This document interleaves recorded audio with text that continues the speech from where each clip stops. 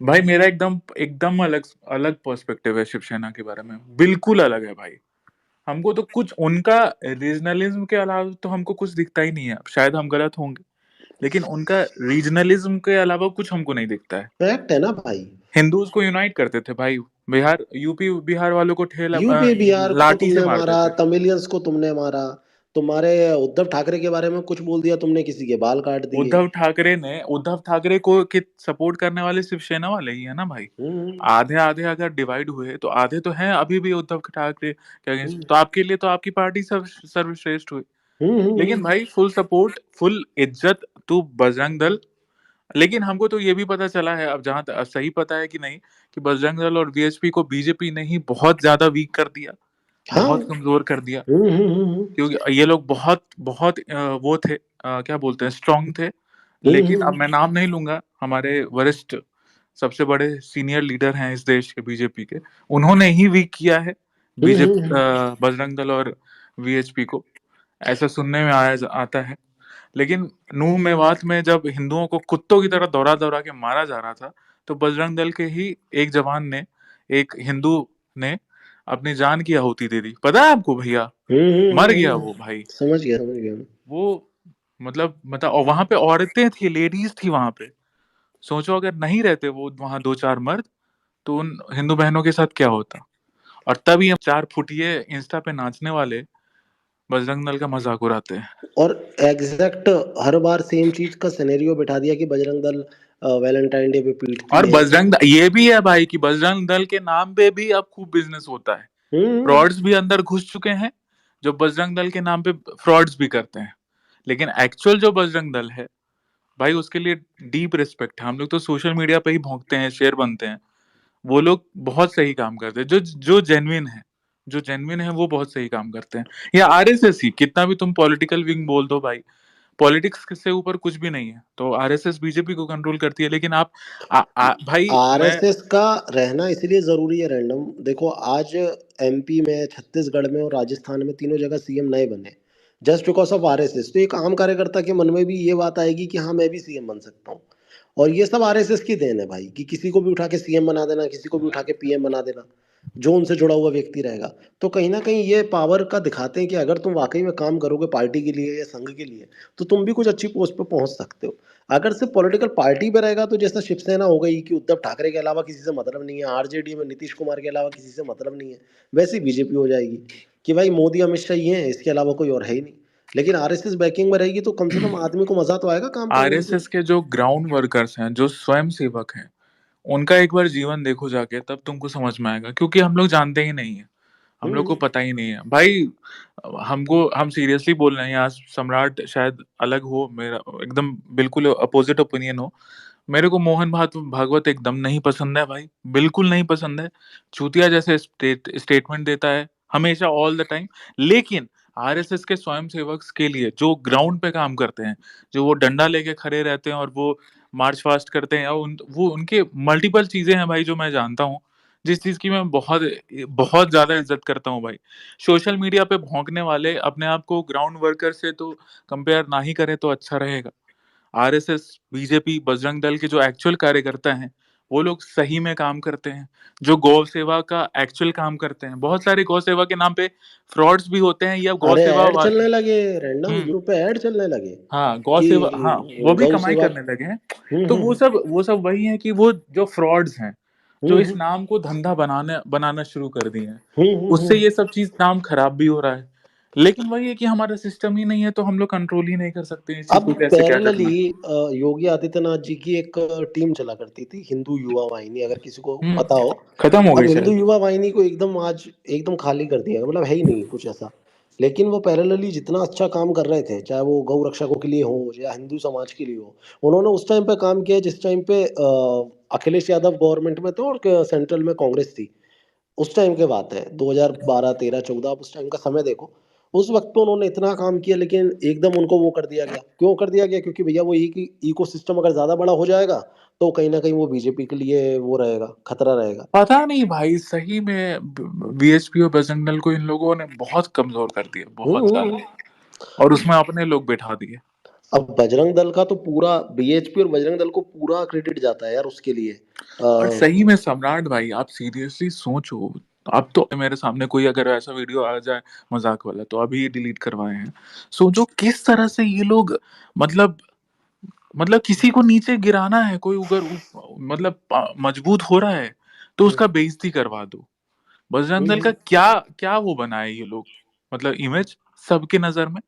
In fact सही 5 बात। साल 6 साल पहले हम भी यही सोचते थे। अरे हम्म, क्योंकि यही था ही ट्रेंड, मजाक हम्म, बनाओ। अब राउंड टू हेल इतना बड़ा क्रिएटर है, राउंड टू हेल ही नहीं, बहुत मल्टीपल क्रिएटर्स अगर हम्म, अपने वीडियोस में ऐसे मजाक उड़ाएंगे तो भाई वो वही ट्रेंड बन जाएगा कि हाँ भाई सही बात। बजरंग दल यही करती है।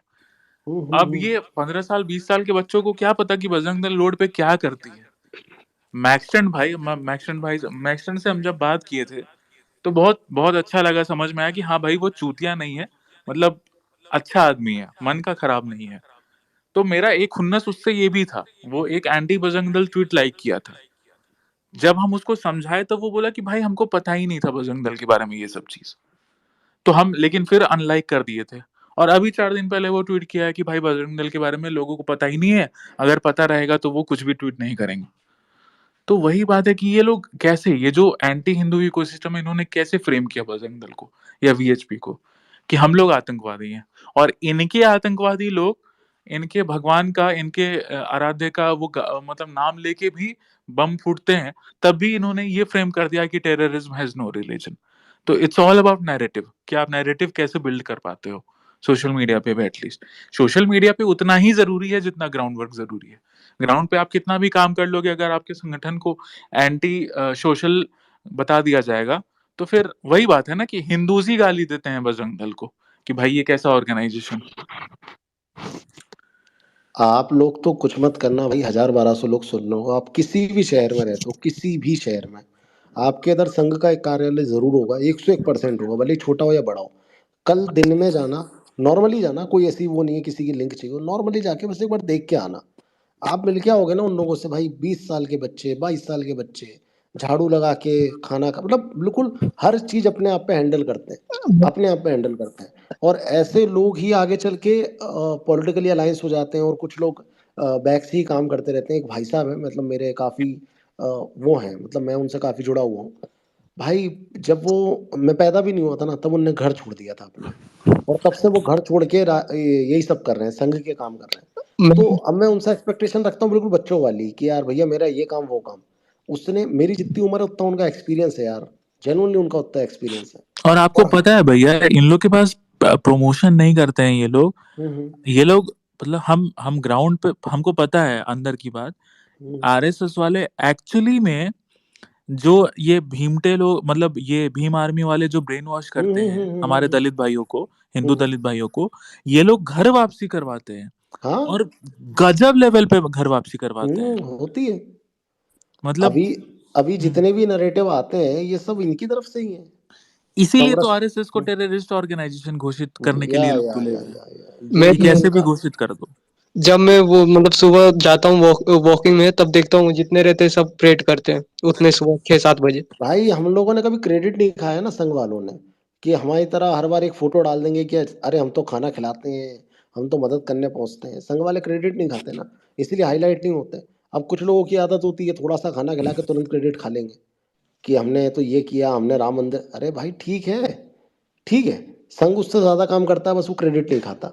दैट द रीजन आज की डेट में भी उनको उस लेवल का वो नहीं दिया जाता, जबकि वो डिजर्व करते हैं यार, जेनुअनली डिजर्व करते हैं। अगर बहुत कोई ज्यादा संघ, करते हैं भाई, हम तो दिल से रिस्पेक्ट करते हैं सीरियसली। ग्राउंड पे जो एक्चुअल बजरंग दल के कार्यकर्ता है, वीएचपी के कार्यकर्ता है, आरएसएस के कार्यकर्ता है, नमन है उन लोगों को सीरियसली भाई।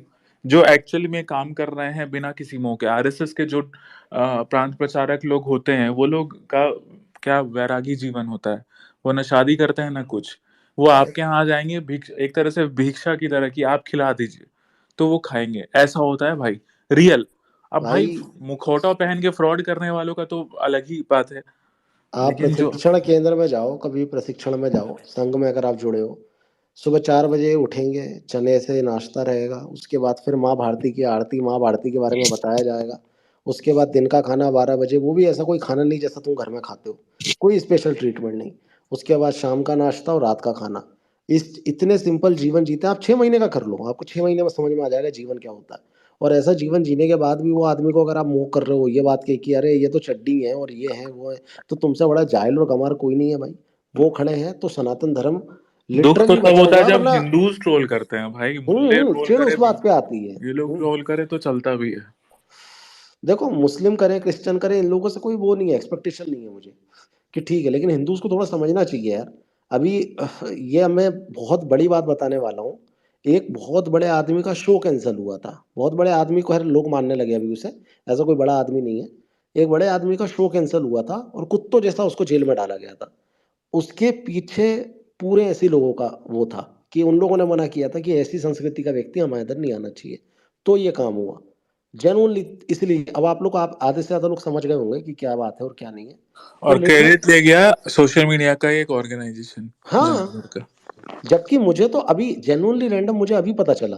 जब मैंने पूछा ना कि ये कैसे हुआ, तब मुझे बताया कि ऐसा-ऐसा बोला गया था इस विभाग के द्वारा कि ऐसे लोगों को नहीं आना चाहिए इधर पे। और मतलब कि भाई सीरियसली तुम लोग समझ भी नहीं सकते हो, उतना औकात है। अगर वो हुँ। लोग अपने पावर का सही यूज करने लगे ना, तो ये हुँ, जितने हुँ। भी एंटी, एक एक तुम ट्वीट करके दिखाओ तुम्हारी गांड ना फाड़ दे, उनकी इतनी औकात होती है। हुँ, हुँ, हुँ, लेकिन हुँ। वो इतने सादगी भरे रहते हैं, हुँ, और हुँ। मतलब जो एक्चुअल है भाई, अब फेक वालों का तो कोई मतलब सेंस ही नहीं बनता है। जो एक्चुअल है वो सिर्फ भैया यार, सम्राट भाई सच में वो लोग समाज के लिए काम करते हैं भाई बिना वो किसी प्रॉफिट के। इतना इतना मतलब वो लोग कहते हैं ना कि भाई क्यों कर रहे हो? ईगो इतना टूट जाता है ना भाई, 30-30 साल, 40-40 साल तुम करके दिखाओ ना। नरेंद्र मोदी आज प्राइम मिनिस्टर हैं, 30 साल संघ के कार्य उसमें रहे, संगठन महामंत्री भी रह चुके हैं। इतना वो रहा है मोदी का कार्यकाल। मतलब हर चीज़ की है, झाड़ू लगाने से लेके दरी बिछाने तक। दैट द रीज़न वो आदमी आज की डेट में इतना भाई कूल हम मॉडल भी हो गया। बहुत बार मोदी जी के अगेंस्ट बोले हैं। के अगेंस्ट मतलब कि जब मतलब वोट देने के बाद उन पे सवाल उठाए हैं कि ये क्यों नहीं हो रहा है, वो क्यों नहीं हो रहा है। लेकिन भाई दुनिया आवाज़ दूर से आ रही इतनी तुम्हारी। है ना, दुनिया इतनी है भाई कि तुम अगर हरामी नहीं रहोगे ना, शाम दाम दंड भेद नहीं खेलोगे, तो आज मोदी प्रधानमंत्री के पद पे नहीं होता। कब का ये लोग लात मार के निकाल देते मोदी को, अगर वो उसको शाम दाम दंड भेद खेलना नहीं आता तो। और हिंदूज का क्या प्रॉब्लम है ना भाई, कि उन्हें सिर्फ एक्सपेक्टेशन होती है। हुँ, हुँ, हमारी हुँ। हम सिर्फ उम्मीद लगा, हमने मोदी को वोट दे दिया, मोदी मेरे बाप का नौकर है, हम घर में बैठ के ये क्या पॉपकॉर्न खाएंगे, मोदी हमको घर के बाहर, जो मेरे बाहर अधर्मीज खड़े होने के लिए मोदी हमको आके बचा दे।